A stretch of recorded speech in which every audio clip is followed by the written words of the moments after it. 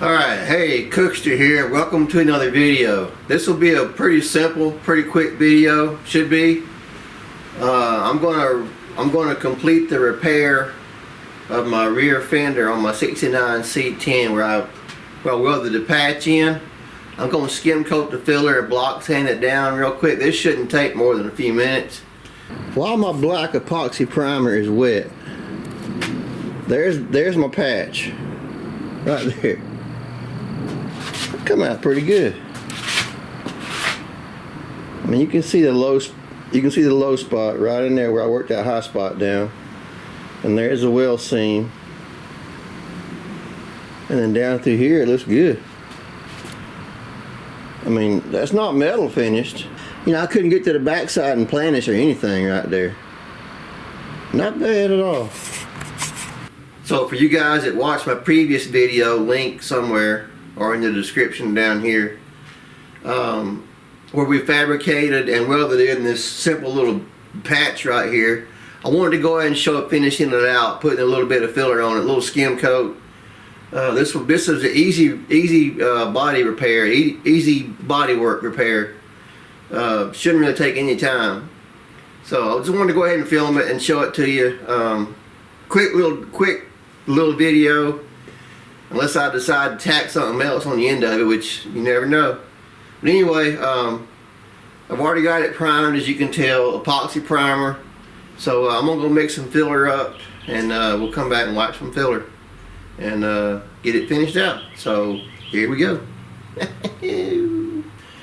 Alright, I'm gonna wipe the filler over this area here where we patched, which is right here. I'm also gonna put a small amount right here. There's a little wave in the panel where I adjusted the fender edge, and it put a little wave in it. Not a big one, but a small one. And then I'm going to wipe this a little heavy, but I'm going to cut most of it back off. That's just the way I like to do it. It's not going to be thick. It won't even be an 1/8 of an inch thick. It's just a skim coat to level this out, and of course fill the little low spot here where it shrank when I welded it.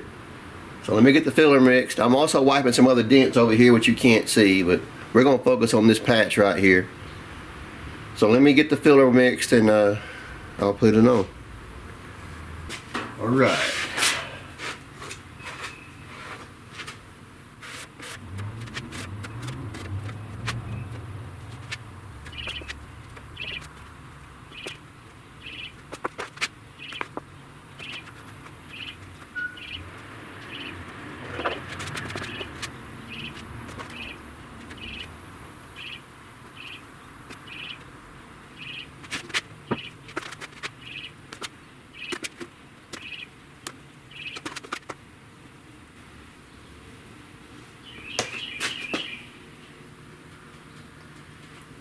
Alright, that's wiped. I did put it on a little heavy. I said I was going to. That's the way I like to do it.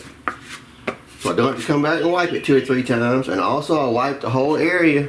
Makes it much easier to feather in when you just wipe the whole area. Basically skim coat it, and you can feather it in really easily. Now I got this little area, little bobble right up here.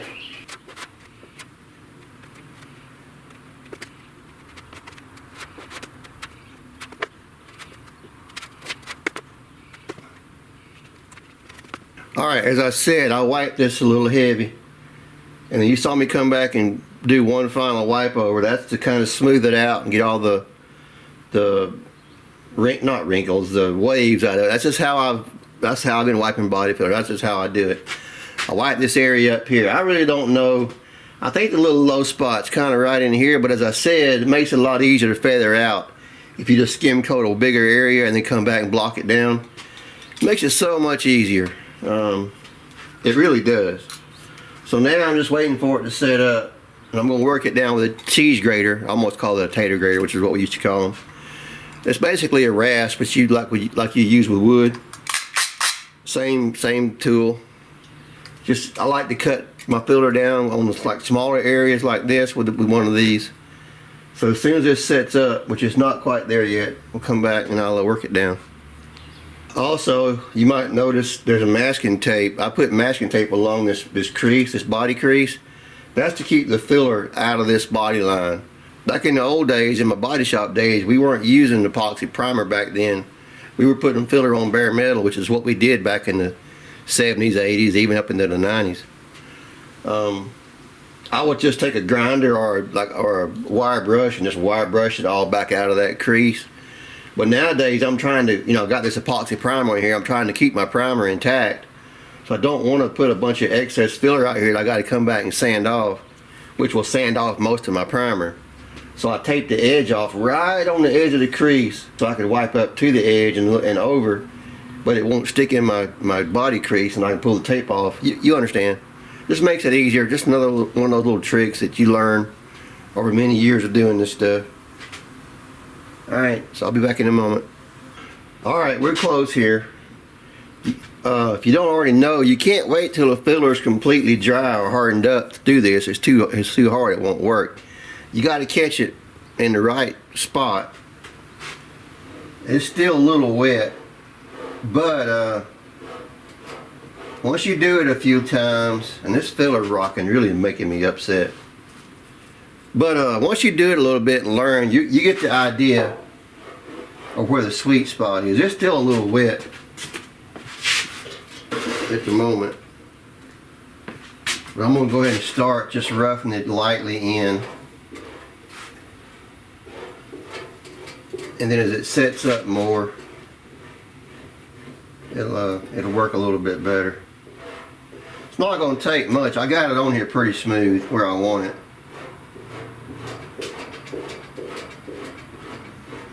And a lot of the reason to do this, if anything, is just to knock the sticky off.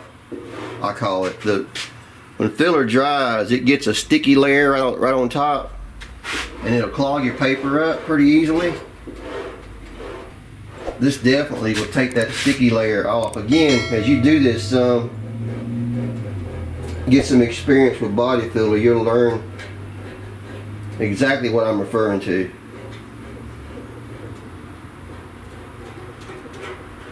And I'm not cutting this hard, I'm just going over it real light. Again, just basically knocking the sticky off of it. It's not quite dry either. Alright, I'll work this down, about all I'm going to work it. I'll come back when it's ready to sand and we'll sand on it. Alright, let's see what we get.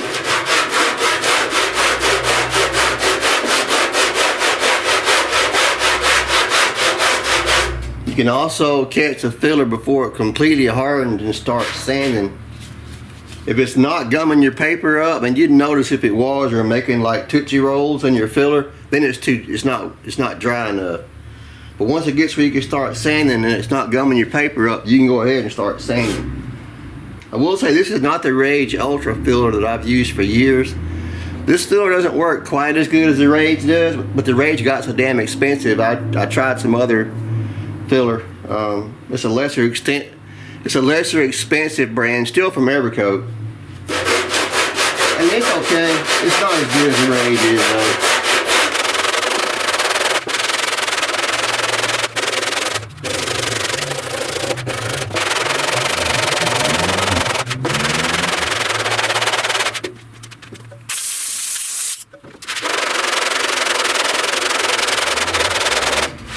I'm going to block down until I just touch my rear corner back here, my rear edge.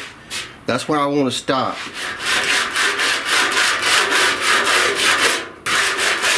And I've already worked this fender line a lot up and down through here to try to get it to match my door. So I think I'm in good shape.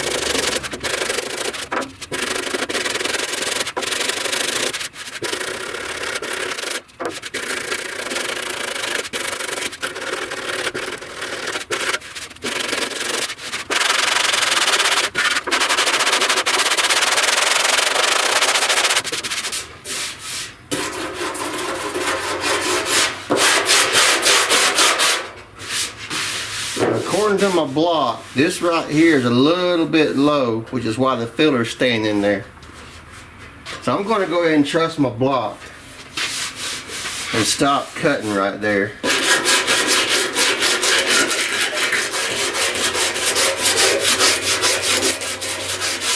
We're going to hit it with some 80 grit. Take those 36 scratches out, and it'll be a lot smoother, and it'll be a lot easier to read the filler with your hand. The smoother you get it, the better you can feel ripples and stuff. If that makes sense. Let me pull this tape off.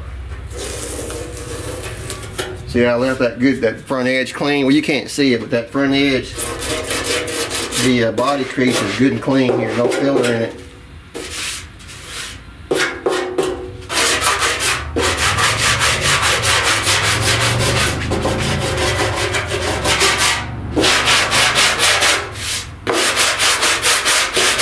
I'm going to block the rest of my filler, and I'll come back and we'll 80 grit this and see what we got.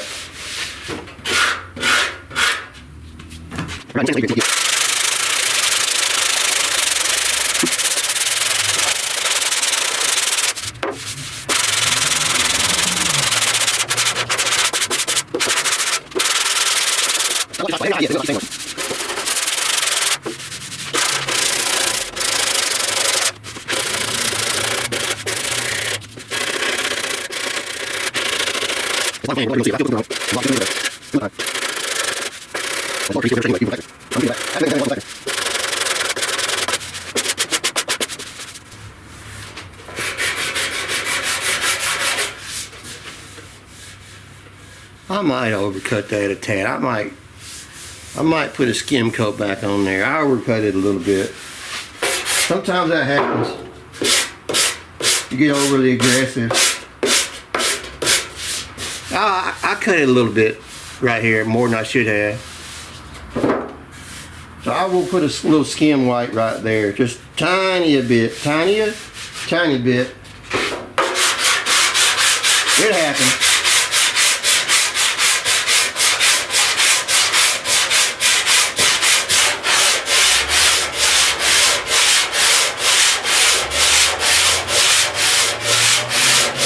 Now I talk about not going vertical. I'm doing this on purpose to work this edge up and down with the edge. I will come back and crisscross when I'm done.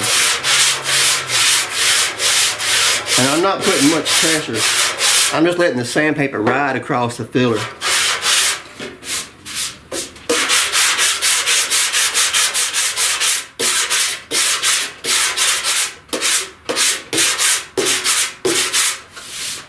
Now this little bit of filler right here, it's a little low. That's where, I think I talked about it, I worked the back of these fender edges a lot to get the door and the fender to match. So there's a little ripple I put in it right here when I was hammering and dialing. That's not much filler, that's just a skim coat worth of filler. But it will make that panel edge good and straight, which is exactly what I want.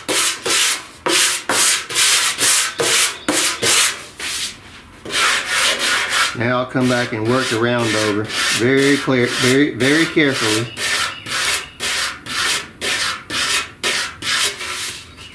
And drop my block in the floor. So right now my corner back here is at a sharp angle. I got to round the filler over to match the fender. And I'm sanding 90% of it off anyway.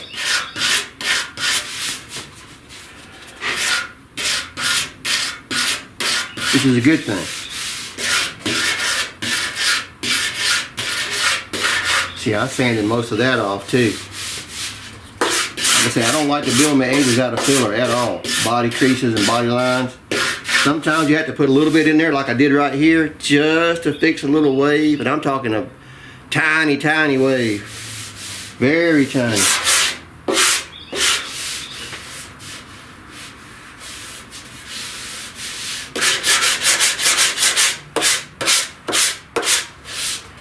Alright, for the most part, that's done.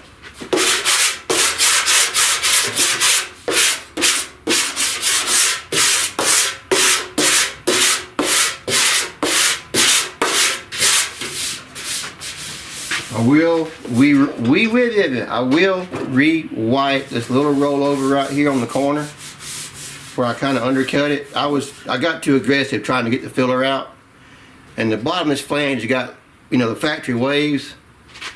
Either got to take them all out or none of them out, and I'd rather just go ahead and take them out. I will re-white this one little bit to straighten that out. I got a spot right here that's a tick low, and I don't know if I overcut that or not. I might have when I was blocking with a 36. So I want to hit this little low spot right here. The rest of it feels really good.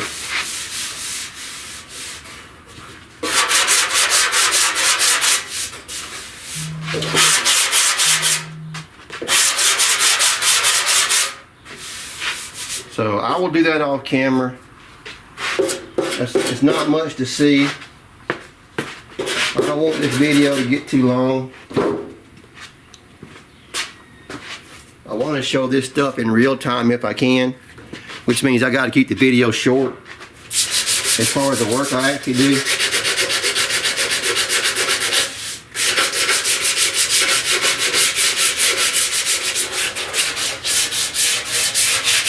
That's just some hand paper to clean up the edges.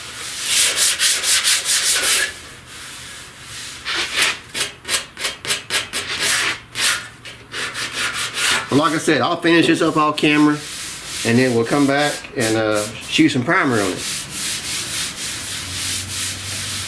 Alright.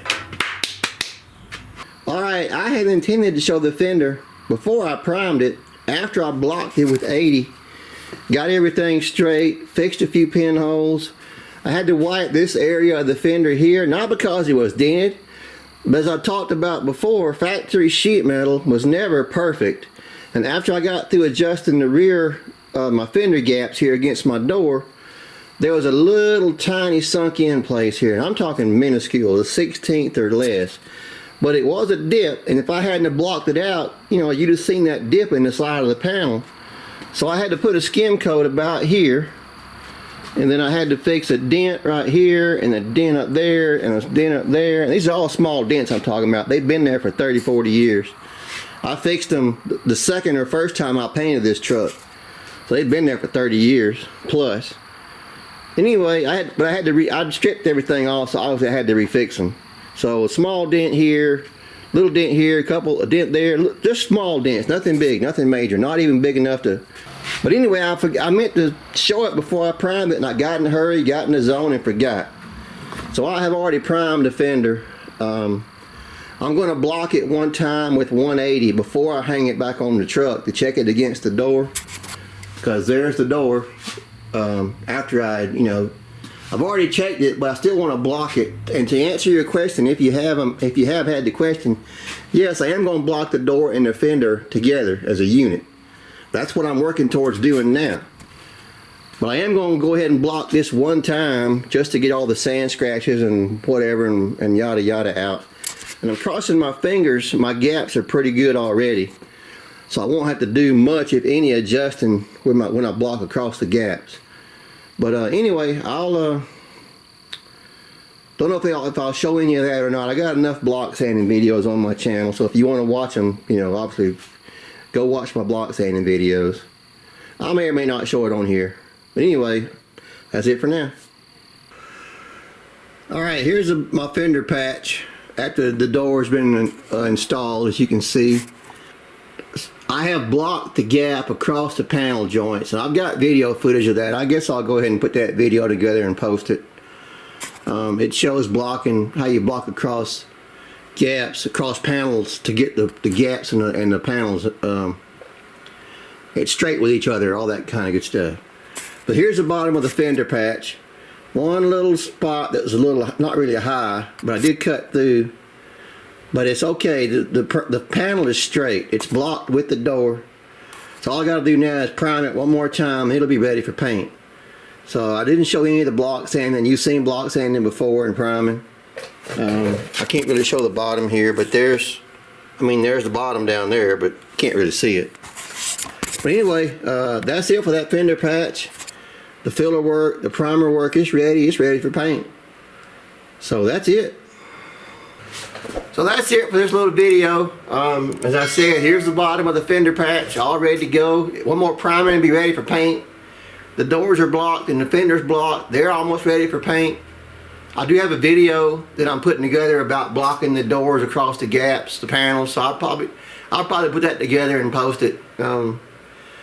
Of all the videos on my channel, anything to do with this truck seems to be getting the most views. The Model A is not getting a lot of views. I even put an electrolysis video up I thought would be good, not getting many views. So I guess I'm just not hitting the right audience and the algorithm just hasn't found me yet. So I guess for you guys that are following along with the truck, you know, thank you, I appreciate it. So I guess I'll probably post that video and we'll go from there.